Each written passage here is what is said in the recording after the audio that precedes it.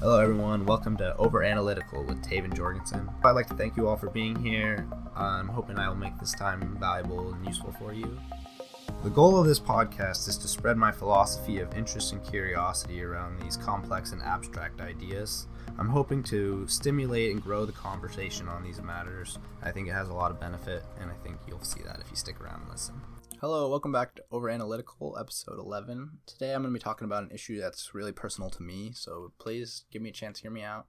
A lot of you who've been around me in my life, you know me, you know this is something I've struggled with, and I'm going to kind of break it down in a way that might make it a little more real and might shed a little light on something that I think is really a neglected issue.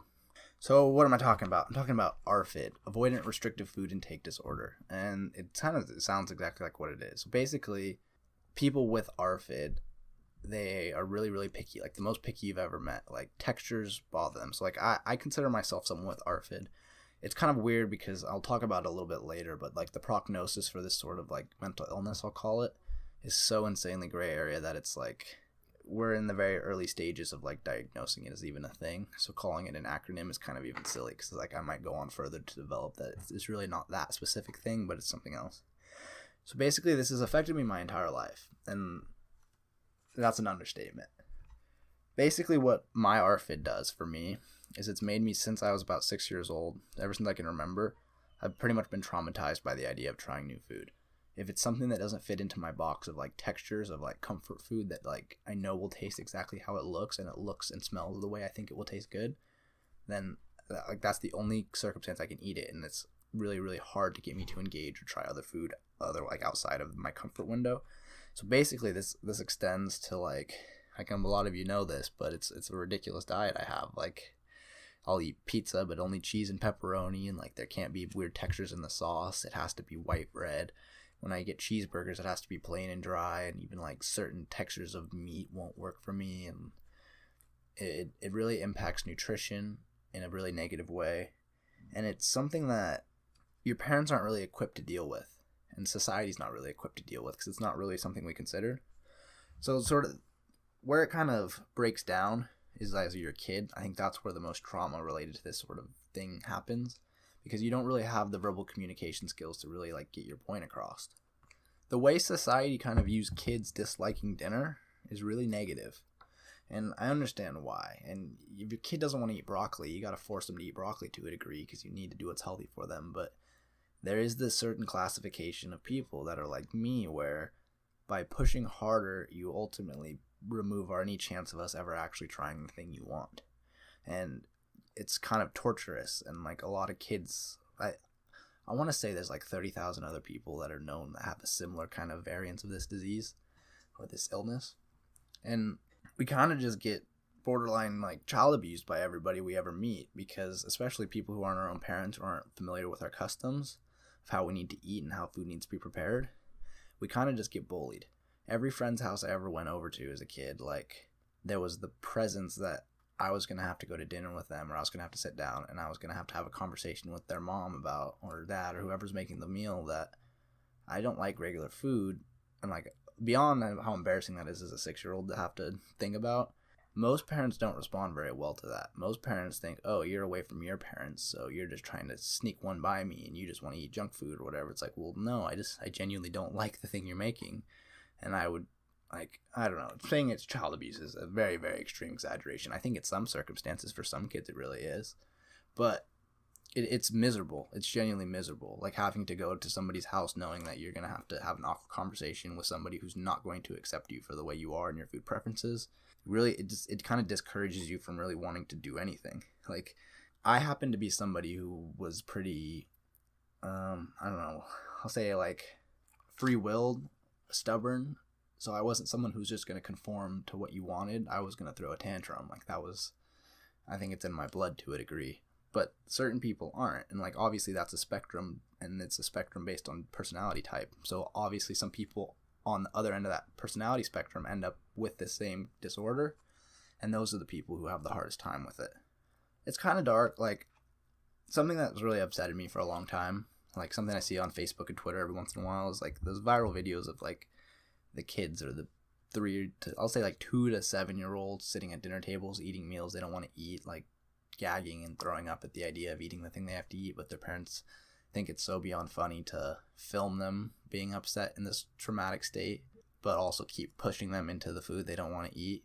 And I realize 90% of the time it's like, whatever, it's funny and it's a friendly little gag, but I can't help but see like ARFID kids every time I see that. And like, if it really is genuinely an ARFID kid and you're laughing at the idea that he can't try food and making him feel like he's less of a human being because of that, is a really, really, really screwed up thing to do to a kid. And I can tell you because it happened to me almost every single day from the time I was about 6 years old to the time, honestly, really now. Like, I still get it. I still have to avoid certain situations because I know that harassment will come by disclosing that I'm this closeted food eater kind of person. It really reinforces that, like, something's wrong with you. It's like, well, everybody else likes this food, so why don't you like it? And then, like, on top of that, when there's anger associated with you not finishing the food, like as if you're being disrespectful or something, and a lot of cultures view not eating the food you're given as disrespectful. So it's like this horrific kind of feeling, and it's not something that's fair to cast on kids, and it's not something was fair to cast on me. But I don't view myself as somebody who is a victim, and I view myself as somebody who's like overcome it and will continue to overcome it. Like, and I'll sort of talk about the state of where it is now and how it's progressed, but it's really not that optimistic. But I'm not gonna give up. But I never really knew what it was, and this was sort of the complexity, especially when I was growing up. Because like I told you in the beginning, there's very little research and there's very little validation for this sort of thing. So imagine when this is 2019 and a very progressive mental state kind of mindset. 20 years ago was not nearly the same progressive attitude and not nearly the development of research. Like, it was literally nothing. I'd go to doctors and the doctors would say, oh, he's just picky, he'll grow out of it. Like, I heard that so many times. Like, no. And they would give advice, I'm sure. They told him to just keep pushing, like, oh, just keep trying to get him to get stuff. Like, not realizing that every single time you tried to get me to try a food I wasn't ready to try, you set me back another 5 years of ever being able to try something again. Because you're establishing a PTSD around food and around the intake of food that just is a permanent association with negativity. So for me, it's this whole mental trap of, like, I view foreign food as like a poison in me, and like my brain just views it that way, and like I consciously realize how ridiculous it is, and I realize how good stuff tastes and how it's not nearly as extreme as I want to make it out in my head, but it's not something I can just walk away from. Like, it's not like if I could just eat the food, I would just eat the food, you know? Like, it is in my head, but it's not in my head. If you could kind of sympathize with that. This problem wasn't as bad as I got older. Because as you got older, you could explain your rationale behind things more, and you could establish more credibility.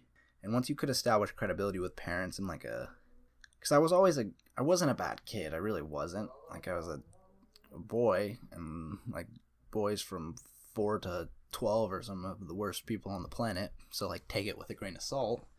But on paper, like, I was a good student. Like, I was pretty respectful. Like, I felt like I was somebody you would like to have your kid be friends with to the most degree, or to a pretty significant degree. It's just like in this weird circumstance where I get around food is when I couldn't do it.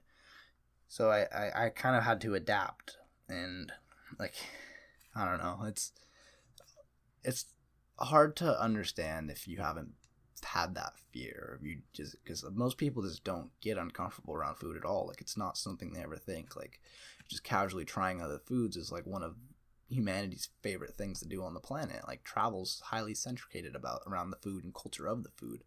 So this is not something you ever consider as what someone would be insecure about, or what somebody would have a huge issue with. And the terror of this was really lived every day. Like, everywhere from school to friends' houses to like even my home to family gatherings to everything.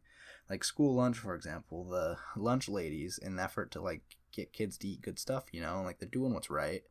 Oh, get your vegetables, get this, and like, I'd go get a bagel every day, and I'd eat half the bagel and I'd throw it away because that's all I could eat out there, and I just didn't like anything else. And there was no concern for my preferences at all. It was all dietary restriction stuff, which was all the healthy food, which is great. I get why you're giving kids healthy food. You shouldn't give them the greasy crap, but like, the only stuff I liked was that stuff. So when you took that away from me, you gave me no other preferences. So I either had to pack a lunch, and that wasn't something I was mature enough to do, and Not that like my parents wouldn't support it, but it was something that was an extra task that I had to go out of my way to do as a kid that all the other kids never had to think twice about, to a degree. And even the preferences of the food I would eat in my lunch, because I realize other kids pack their lunches too, but it's hard to get the things I liked into a lunch sack brought a lot of attention to me as an individual.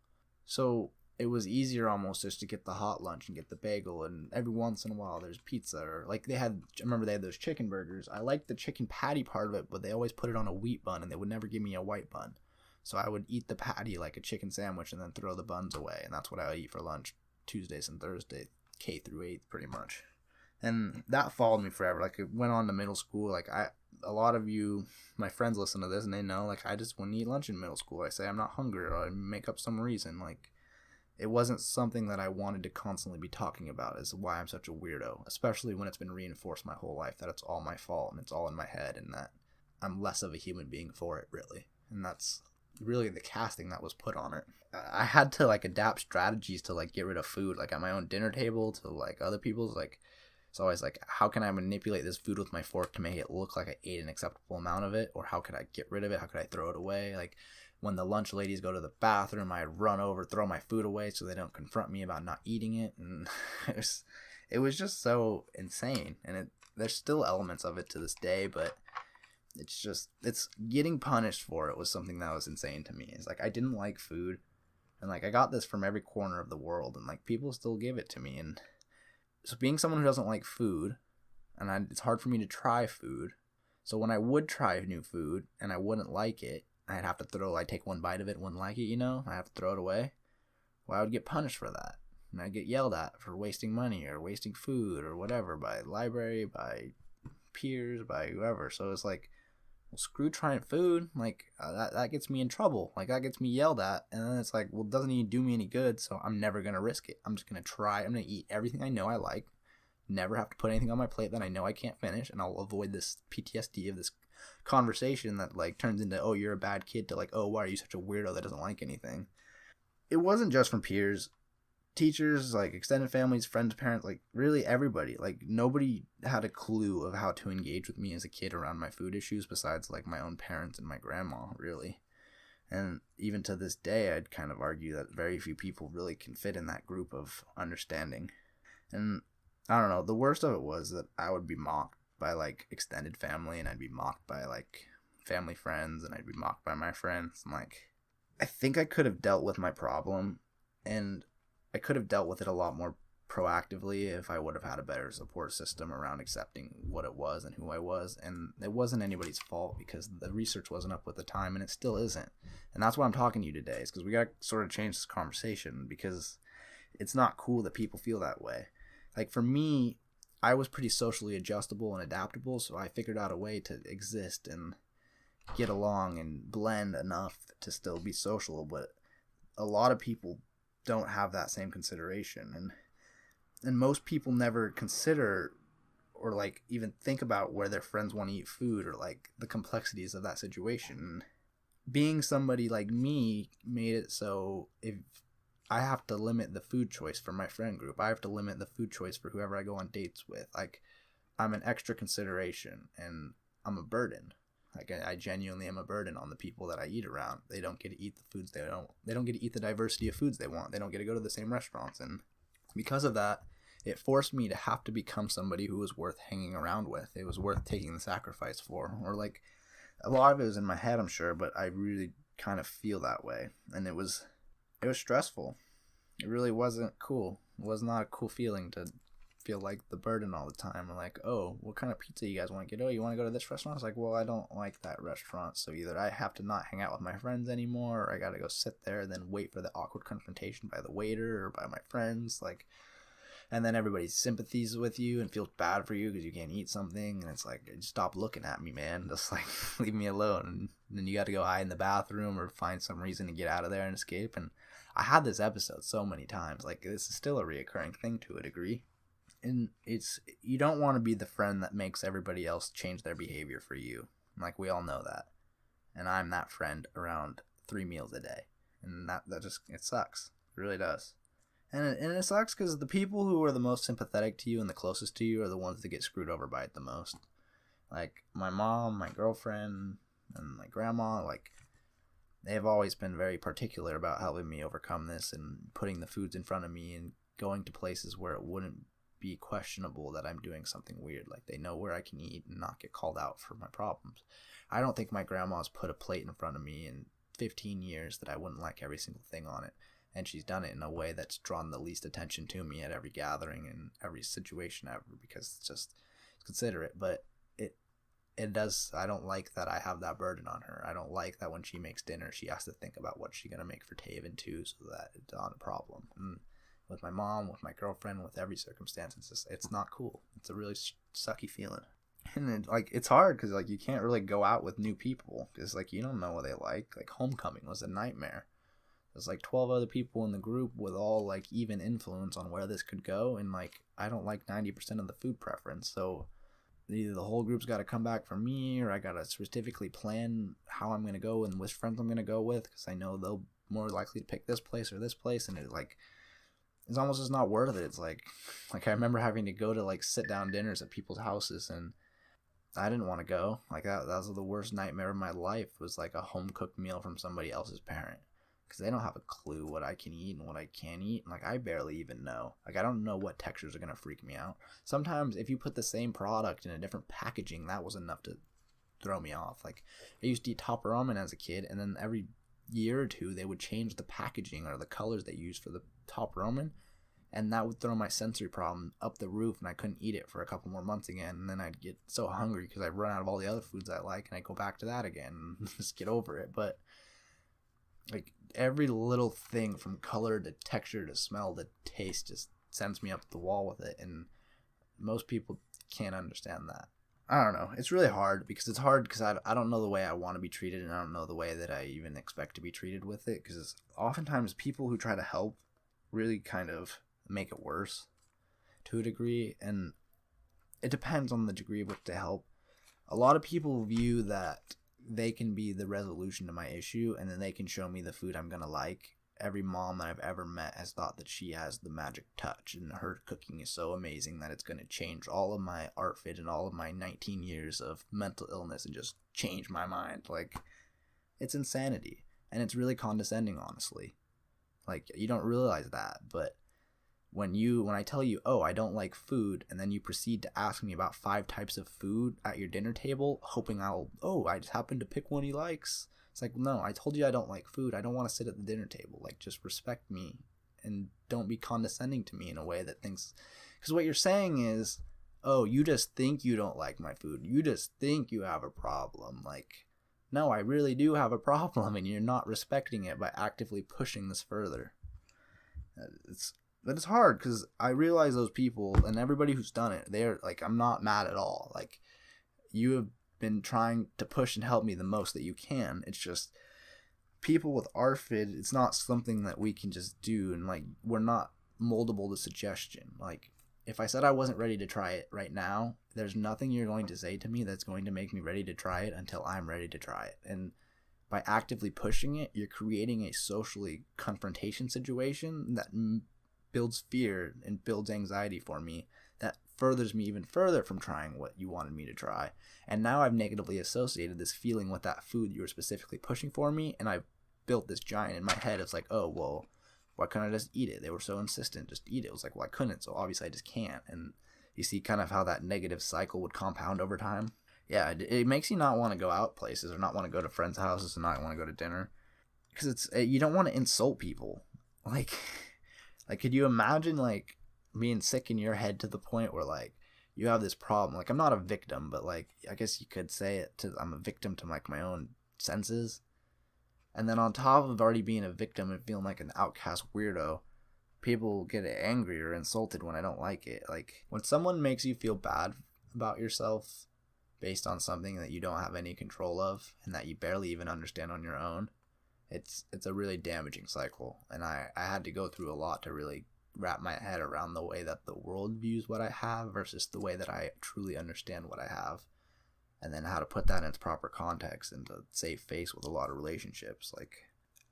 I don't know. And a lot of people that know me, they know that there's jokes around food consistently. Like family, friends, and even parents and people will constantly toy at the fact of traumatic experiences I had as a kid of them trying to get me to try something and how funny they thought my reaction was. It's dark.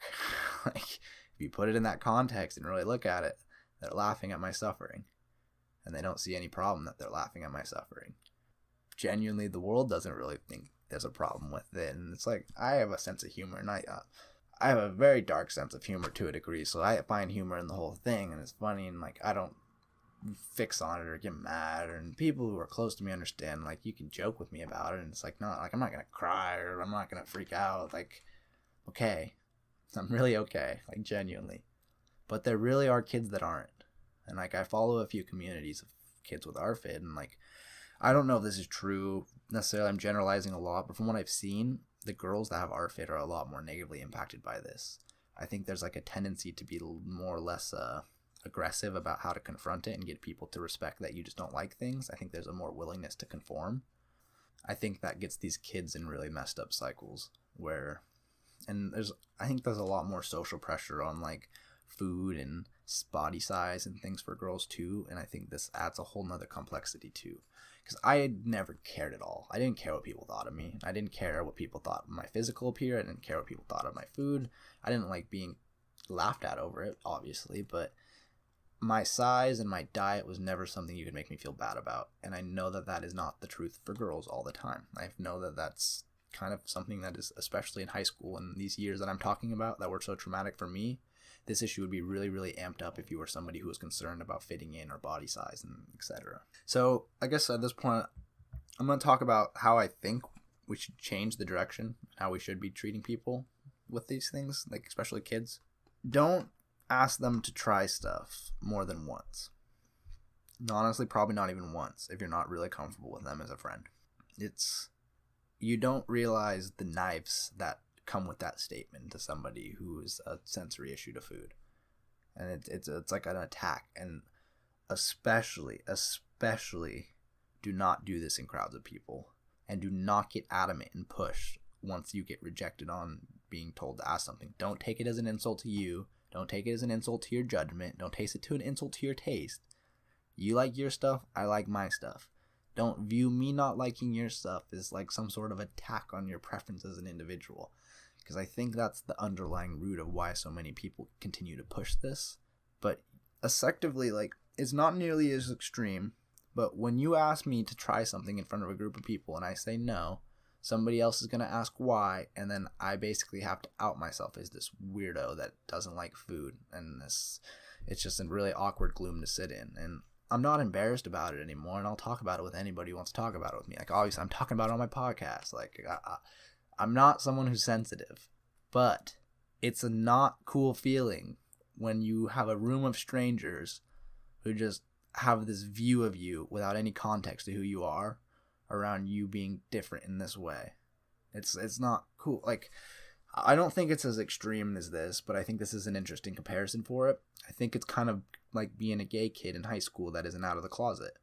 There's nothing wrong with that. There's nothing wrong with you as that person, but you should get to control when you're comfortable talking about it with people, because certain people respond to it really negatively. Obviously, people would respond with homophobia and things like that in a more severe way than they would respond to an ARFID kid. But there's a lot of parallels. There's a lot of harassment that's just never thought about, that was never considered. That's sort of surfacing now, I think. Those were the hardest parts for me, was when I would be outed in front of groups, and it still kind of is. I have to leave the room. Like, I can't really, like, I'll have the conversation, and certain people are friendly and they can pull it off, but it's something that's really difficult to talk about, especially when you're like in the context of food, because it's like, oh, well, do you like this? Oh, do you like this? Oh, will you try this? Oh, will you try this? And it's like just overwhelming. And it kind of gets used as a tool to bully, I think, too, sometimes. And I don't know, you have to be a really messed up person to do it, but I noticed that there are semblances of people around me that I know that I think kind of do this, where it's mostly the people who won't respect that I'm a burden to them, and they don't want to respect that they have to carry a load if they want to eat with me. And that's fine, I understand that. But they'll push the conversation into having lunches or meals at places that they just know I couldn't eat at. not to really throw stones here, but like my sister for a lot of our childhood was one of these people. And like she knew I had very specific tastes, and she had her taste too and wanted what she wanted. And I would feel attacked sometimes when she would suggest places that I couldn't eat, because she knew I couldn't eat there. So it's like, well, I either gotta sit in silence. Well, especially as when I was a kid too, because it gets bad. Because like when you're older and she suggests somewhere that you don't want to eat, I can just say, oh, I don't want to go, and like I miss out on an opportunity to go hang out with my family and eat, and like that's whatever, and it sucks and it shouldn't have to happen. But when you're a kid, you have to come along. When you're a kid and have to come along, that means you have to order something. And remember what I told you about being punished when you don't finish your meals? Well, that's that trauma right there. It's like, I don't want to go somewhere that I'm forced to try something that I know I'm not going to like, because it's going to create conflict with my parents. It's going to create conflict with people, and it puts my worst foot forward effectively. And like, I don't think she ever consciously did this, but not kind of respecting it in a way that should have been respected, I felt like, led to a lot more like subconscious abuse towards me. It kind of pushed me a lot farther away from the end goal of really getting to being comfortable around food. But like I said before, like I don't view myself as a victim over this. I actually kind of associate my personality traits that I really like about myself with the overcome of this adversity. And because like I was saying before, is if people wanted to hang around me, I had to be somebody worth hanging around, right? So my personality and my character as a human being the bar had to be raised to account for that not being raised. And I don't know if this works as smoothly for everybody, because adversity isn't always the best, but there's a lot of root to believing adversity creates character. And for me, I felt like I had this experience to a degree, and I still have this experience to a degree. I think the way that I can articulate, and I felt the way that I had a lot of maturity from a young age, was directly connected to the necessity to establish the credibility to get people off my back about the food thing. Like, I had to be a 12-year-old worth listening to, or else you were not going to listen to me, and you're going to condescendingly force me to try things I didn't want to like, make me throw up and embarrass myself and all this horrible stuff. And like I have no problem with confrontation now because of it, because like my orders would be wrong all the time. Like because I'm picky, I got to send stuff back, or I got to have an awkward conversation about this or whatever. So I've noticed that people have a problem with that, and like that's just something I've never thought twice about as a result of it. It's kind of made me assertive, I guess, to a degree, or added to what assertiveness I would have had defaultly. Unfortunately for me, it worked out, but I've seen scenarios where it really is socially devastating. And I guess like I could probably include some links to some of these forums below, because I would like some of you, especially the ones that care about me and want to really understand this issue, because I know a 30-minute podcast is not going to be nearly enough to get you to understand this, but this is where I'm going to start with it. It's going to be something you'll hear me talk about a few times, because I really want to push this movement forward, and I want to change the conversation around how we treat ARFID and figure out what's wrong. And if that means I got to fund the research myself, then I think that's what it's going to mean. Because it sucks. I want to try new food. I want to do all these things that you guys get to do, and I don't want to have to feel like a social outcast over all this stuff. But these groups, and I think you should take time to read these people's stories, listen to their YouTube videos and stuff, because it's just not something that's known that people go through, and it really sucks. And it's like it's a small fraction of the population, and I realize that, but every fraction of the population should be respected and listened to a degree. Like, I don't think what I'm asking in terms of behavior changes much. I'm just asking to be open-minded when it comes to food, and to realize that there's a sensitivity to it. It's almost like a torture to it for some people. I don't want people to go through this. Like, I don't like that I had to go through it. I guess part of me is a little scared, like, what if it's a genetic thing, and like, what if there's a chance that my kid will reflect the behaviors that I have? Like, if I don't figure out my eating thing, my son or daughter is going to look up to what I eat as the standard of like, oh, that's how you eat or whatever, and they could get trapped in a similar boat to me. And like, as a parent, that would be my worst nightmare, is to have to see my kid go through the kind of trauma that I had to overcome with this. And especially if they don't happen to be as assertive as me, or they have some other character thing that makes it a bigger deal than it was for me. Because I'm saying trauma, and I'm saying PTSD, and I'm saying all this stuff, and I'm playing it up, kinda. It's hard to talk about, because it's not something that it's not like a disability that's like really holding you back, but like there are elements of it that really parallel those in similar ways. And I think there's a lot of empathy that can be derived from people with similar disabilities and similar situations that could understand kind of how this group of people feels as well. The research being underdeveloped is kind of the most depressing part of it. And like, you can, if you actually follow up and read on some of these stories about people with the same condition, like there's people with in the 50s, 60 age range with still the same problems, and like they'll list their dietary restrictions, and there's a lot of parallels. It's also kind of interesting too, like off at the point, but so I was a kid who always had to have socks on. I still kind of do. Like my toes, I have like sensory weird things with it. And I've learned recently that other ARFID kids also have weird sensory things as well with textures on their skin. So like I think there's something else going on too, but it's like I said, it's so underdeveloped and nobody has a clue. There's a lot of stories of people just never figuring it out. They just go their whole lives living this way, and it's sad. It sucks. Could you imagine never trying a lot of the food that you really liked that was a little adverse at first? How do people like me travel to foreign places? Like imagine how hard it is to meet girlfriend's parents for dinner. Like how even now in a pretty long relationship, like I'm still uncomfortable around the idea of just randomly going out to dinner in a circumstance. Because even in a place I know, like what if something happens and they take something off the menu I like, or something about the texture of it messes me up, and then it's like somebody else is paying for the meal that I didn't eat, and then it's like, yeah, dude, it sucks. It's not something, it's a horrible feeling. And then like trying to force yourself to eat something that's like torturing your insides, because it's like that's how you have to conform. Like that's not an easy feat either. And until education and research happens, like I think we're just going to continue to get mocked and sort of abused over it. Like I don't think there's anybody that knows anything, and it's just because it's the way society was trained was like little kids not eating their dinner was them misbehaving, and it really was for most of them, but not for all of them. And it's just barely documented. Like there's exposure therapy, and I've looked into a lot of options, and like you're the guinea pig though. Like they want me to pay a bunch of money to be their guinea pig so that they can do something that they don't even think works.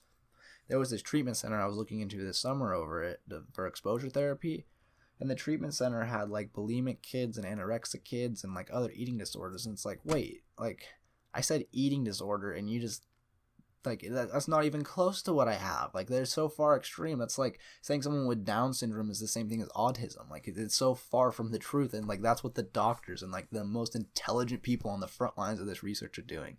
That really hurts me. Like that really scares me. Like it just shows how like lack of a crap anybody gives about it, or like has ever thought to give about it. So like I gotta be the person. Like obviously I'm ambitious about what I expect my podcast to do, and I'm optimistic, and I hope that I can get to a point where I can have the influence to really change this conversation. And I hope that starts here with you guys. Like I really hope you go home, and if you have kids or you have cousins or you're babysitting certain situations, I just hope that you pay a little more respect to the little individual's feelings around food, because it's a complicated issue. I'm not going to die with this issue. Like, I'm really not. Like, I'm going to figure it out. Like, I'm really confident that I am. Like, I've made a little steps forward.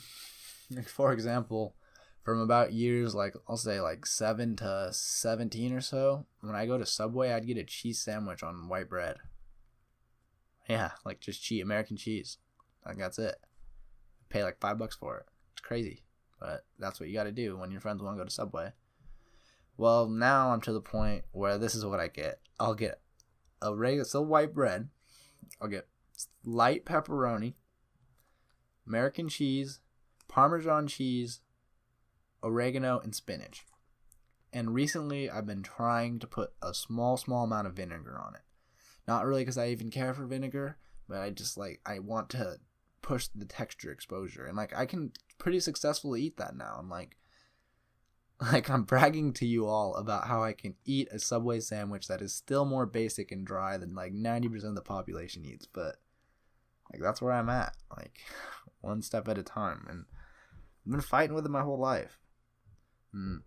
It sucks. Like my girlfriend's Russian, and like I'd always want to take her to a Russian restaurant and eat food from like her culture, like experience it in a way, or try her mom's food from her culture and things like that. And it's like I just don't get that experience if I don't win this fight, and it sucks. Like I really do plan to fix this. Like, I really do plan to fund this research if I gotta be the one to do it. Like, I would like to start a social movement. It's really what I want. Like, I want a TED Talk talking about it. I don't think I know nearly enough too, but I would just, I want this idea at least talked about. Like, I don't necessarily care if you respect it or not, but I just want it to be something you're aware of, because most of you probably weren't. And I've had my setbacks, but really for the most part, people have really been good to me, and they really have helped me come along. And like, even those people that I talked about specifically, like, they all know that the place I'm coming at now is not any place of resentment or anything like that. It's solely to inform, and in hindsight, it's really easy to point back and look at the mistakes people made, right? Like, and that's not even what I'm calling them. I don't want to call them mistakes. Like, no way anybody's ever treated me in any way has been a mistake. They were just doing what they thought was best for me, and most of them genuinely really were. I think there's maybe 1% of the people who ever actually treated me negatively as a result of this consciously. They all just thought it was, and the fun of it. And even the people that joke about it probably thought that, like, joking about it and bringing light to it was what made me more comfortable with it. And, like, sure, to a degree, but I'd like to shed a little light on it, so we all deserve to try food and not have to worry about being thrown out to the wolves over not liking something, or the social circumstances and pressures that really add to this. Like, it's not something you would want your kid to go through. It's not something you'd want to go through. So, like, help me be a part of ending it, please. All right, well, thank you all for listening so much, especially if you made it 40 minutes in. This issue really means a lot to me, and it's something that it's hard to talk about, but it needs to be talked about. And I really thank you from the bottom of my heart for listening all the way through this, if you did, because it's out there, man. It's really out there, and I get it. But thank you. Have a nice day. You just listened to the Analytical podcast, where all opinions are subject to change when presented with better or more adequate information. Taven does not seek to be right, but to find the objective truths to further develop the conversation.